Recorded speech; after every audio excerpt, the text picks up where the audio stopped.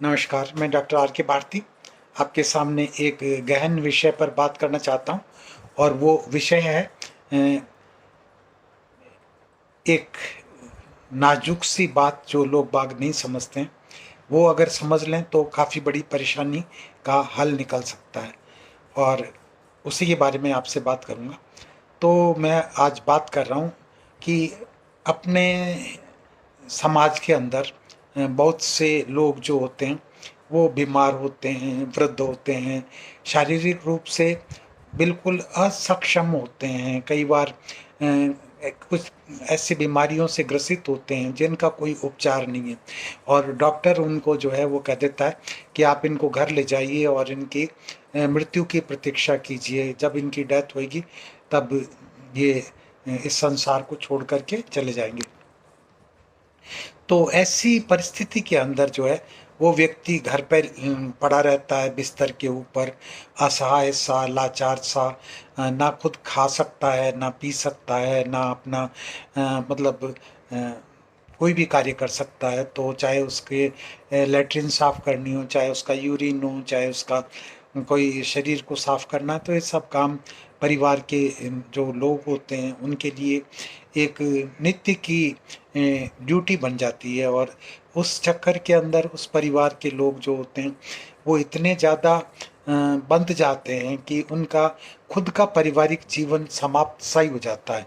और वो जो लोग होते हैं वो ये सोचते हैं कि इस आदमी का जो कष्ट है वो कैसे समाप्त हो, और ये कब, मतलब अ, इसका देहांत हो। सही पूछो तो मन में यही सोचा जाता है कि इसका देहांत कब हो, जिससे कि ये हमारे को इतनी सेवाएं जो इसकी करनी पड़ रही है इससे मुक्ति मिल जाए। तो होता नहीं है ऐसा। और वो आदमी जो होता है 6 साल, 7 साल, 8 साल, 10 साल से बिस्तर में पड़ा हुआ है, और उसके जो बेटा है, बहू है, या कोई दूसरा बहन है जो वो उसकी सेवा में लगे रहते हैं। अब इस ऐसी स्थिति के अंदर अ, ऐसा क्यों होता है, ये सोचने की बात है। तो सोचने की बात ये है कि ये व्यक्ति जो है इतना गहन गंभीर रूप से रुग्ण है, लेकिन फिर भी इसकी मृत्यु क्यों नहीं हो रही। तो इसकी मृत्यु नहीं होने का कारण ये होता है कि कई बार जो आंतरिक वासनाएं होती हैं उस व्यक्ति की, जो इच्छाएं होती हैं जो तृप्त नहीं हो सकी हैं, वो उन वासनाओं को तृप्त करना चाहता है, लेकिन वो तृप्त नहीं हुई हैं। इसके लिए उसके प्राण जो हैं शरीर से नहीं निकल रहे, जबकि शरीर में अब कुछ नहीं बचा। शरीर जो है समाप्त हो चुका है, लेकिन फिर भी सांस जो है वो लगातार चल रही है। तो एक तो कारण ये हो सकता है। दूसरा, कुछ लोग ये कहते हैं कि भाई आपके जो पूर्व जन्म के कर्म हैं उन कर्मों के कारण आपकी मृत्यु नहीं हो रही है, और आप बिस्तर में पड़े हुए हैं, और आप कष्ट भोग रहे हैं, और आपके परिवार के जो दूसरे लोग हैं वो भी कष्ट पा रहे हैं आपके साथ में जो है। तो ये भी कहा जाता है। तो मैं ये आपसे कहना चाहता हूँ कि मृत्यु जो है उसका देवता अपने हिंदू धर्म के अंदर यमराज को माना जाता है। और यमराज का आदेश जब मिल जाता है तो उसके बाद में ही उसके जो यमदूत होते हैं वो यमदूत धरती पर आते हैं, और धरती पर आकर के और फिर उस आदमी की मृत्यु संभव करते हैं, और उस आदमी के प्राण निकल जाते हैं। तब उस आदमी की आत्मा को लेकर के, और जो यम के दूत होते हैं वो यमराज के दरबार में पहुंच जाते हैं।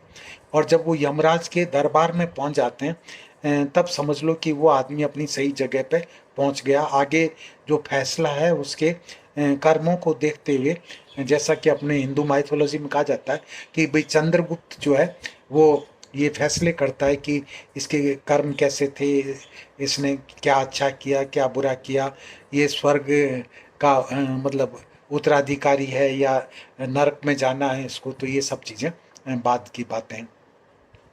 लेकिन यमराज भी किसी व्यक्ति के प्राण लेने के लिए तब तक अपने यमदूतों को आदेश नहीं दे सकता जब तक कि उस व्यक्ति के जो कर्म थे या उसके जो कष्ट थे वो पूरे नहीं हो गए।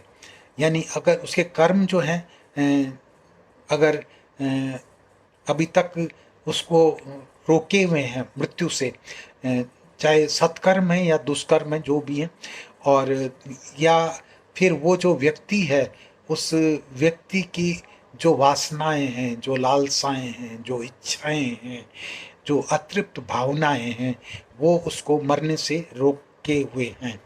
तो ऐसी स्थिति में यमराज कैसे अपने यमदूतों को आदेश देगा कि जाओ उस व्यक्ति को अब मेरे पास में लेकर के आ जाओ। तो ऐसी परिस्थिति के अंदर एक विकल्प है जिसका प्रयोग करके और आप ऐसे व्यक्ति की आत्मा को स्वतंत्र कर सकते हैं। तो मैं आपको ये नहीं कह रहा कि आप उसका गला घोंटिए या उसे मार दीजिए या कोई जहर दीजिए। I am not talking like that, मैं ऐसा कुछ नहीं कह रहा हूँ। मैं सिर्फ आपसे ये कह रहा हूँ कि अब आप कैसे उस व्यक्ति से मतलब छुटकारा प्राप्त करेंगे जो कि आप 10 सालों से आप उसकी सेवा करते करते थक चुके हैं। तो इसका एक सहज उपाय जो है वो अपने धर्मशास्त्रों में बताया गया है, और ये एक आजमाया हुआ नुस्खा है जिसको आप जब इस्तेमाल करते हैं तब इसका असर कभी भी ख़त्म नहीं होता। और ये आजमाया हुआ नुस्खा ये है कि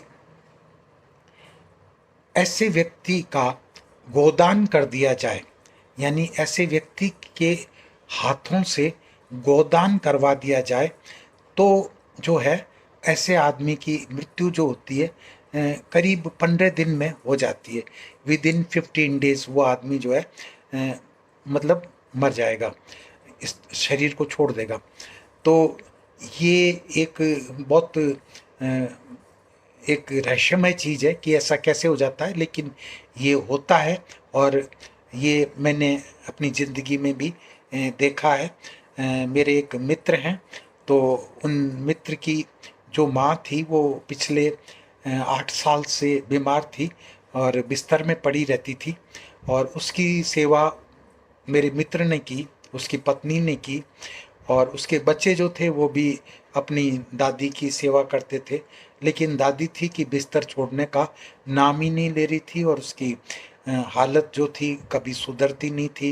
रोज़ कोई न कोई परेशानी होती रहती थी, मलमूत्र त्याग कर देती थी बिस्तरों में, और कुछ होश भी नहीं था, खाना भी अपने आप नहीं खा सकती थी, ज़बरदस्ती खिलाया जाता था। और डॉक्टर्स जो थे सब ने उसको जवाब दे दिया था कि अब ये सरवाइव नहीं करेंगी, आप कुछ भी कर लीजिए। तो एक दिन उनके घर पे एक व्यक्ति आया, ही वाज ए ब्राह्मण, और उस व्यक्ति ने उस महिला को देखा, और देखने के बाद में वो बोला मेरे मित्र से कि इनके कष्टों को आप समाप्त नहीं करना चाहते।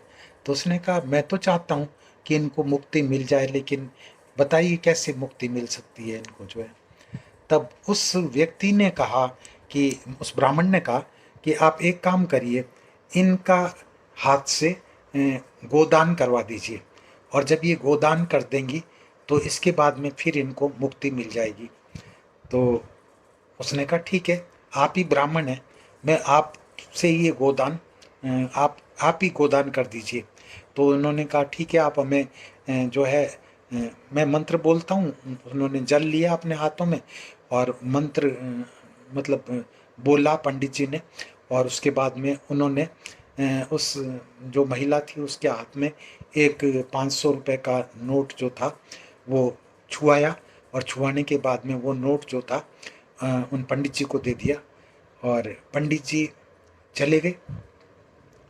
इसके बाद में 10वें दिन जो था उस स्त्री की मृत्यु हो गई, वो उनकी माँ मर गई। तो एक तो ये इंसिडेंस मैंने देखा, और एक दूसरा अनुभव जो मुझे हुआ वो ये था कि मेरे ही परिवार में एक मेरे ही संबंधी जो थे, तो उनको प्रोस्टेट कैंसर हो गया था। और प्रोस्टेट कैंसर होने के बाद में टर्मिनल कंडीशन में थे वो, उनकी हालत बहुत ख़राब थी और वो एक नर्सिंग होम में भर्ती थे। और जब उनकी हालत बहुत ज़्यादा ख़राब हो गई तब मुझे ये सूचना दी गई कि आप एक बार आइए और अगर इनसे मिलना चाहते हैं तो आप मिल लीजिए। तो मैं गया उनसे मिलने के लिए, और जब मैं वहाँ पे गया तो देखा वो नर्सिंग होम के एक कमरे में एक बेड पर पड़े हुए थे। नाक से नेज़ल जो ट्यूब थी वो लगी हुई थी, ऑक्सीजन चल रही थी और सांस जो था वो जैसे तैसे वो ले रहे थे। और स्थिति ऐसी थी कि मतलब देख करके ऐसा लगा कि बचने के तो कोई चांसेस नहीं है, इनकी मृत्यु तो निश्चित है, लेकिन ये मृत्यु होने में विलंब क्यों हो रहा है। तो मैं यही सोच रहा था, तभी वहाँ पर एक जो थे व्यक्ति आए, और वो व्यक्ति आकर के और उस व्यक्ति जो बीमार संबंधी थे उनके भाई से बोले कि भाई साहब आप एक काम करेंगे। उन्होंने कहा क्या काम करना है। बोला इनके हाथ से आप गोदान करवा दीजिए तो इनको मुक्ति मिल जाएगी। तो उन्होंने अपनी जेब से पैसे निकाले, नोट निकाले, और नोट निकाल करके उस आदमी के हाथ में दिए और कहा कि ऐसा करिए, आप जो है या तो किसी पंडित से गोदान करवा लीजिए, या फिर आप ऐसा करिए इस पैसे को गौशाला को दे दीजिए। ये पैसा मैंने आपको दे दिया और ये गोदान समझ लीजिए आप इसको जो है। तो आप यकीन नहीं मानेंगे कि वो व्यक्ति उस कमरे की देहली को पार नहीं कर पाया, इतनी देर में ही उनकी मृत्यु हो गई। ही डाइट, कुछ ही क्षणों में उसकी मृत्यु हो गई। जो पिछले मतलब बहुत दिनों से, महीनों से वो बिस्तर में पड़े हुए थे और मृत्यु नहीं हो रही थी उनकी, जबकि लग रहा था कि मृत्यु तो अवश्यंभावी है, होएगी, लेकिन वो परेशान रहे इस चक्कर में।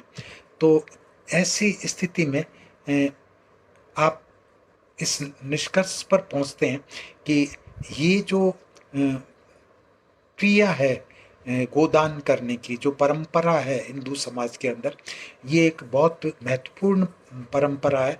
और अगर किसी व्यक्ति की मृत्यु नहीं होती और वो अटका पड़ा है इस संसार के अंदर, और अपने लिए भी वो एक कष्ट भोग रहा है, और दूसरे उसके जो परिजन हैं वो भी कष्ट भोगते हैं, परेशान होते हैं, तो ऐसे में आप ऐसे व्यक्ति से जो है गोदान करवा दीजिए। और गोदान करवा देने के बाद में मैं आपसे कहता हूँ निश्चय रूप से उस आदमी की मुक्ति हो जाएगी और बहुत जल्दी हो जाएगी।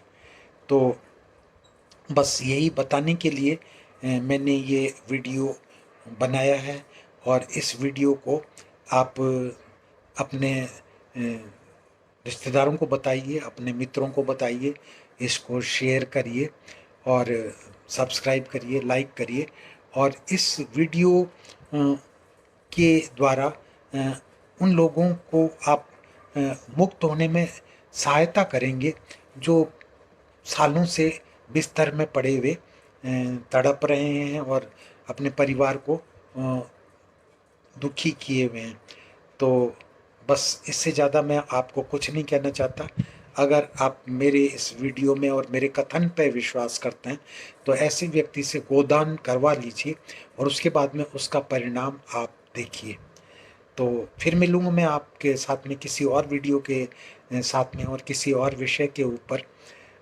तब तक के लिए मैं आपसे इजाज़त लेता हूँ, और जुड़े रहिए मेरी चैनल से और मेरे वीडियोस आप देखते रहिए।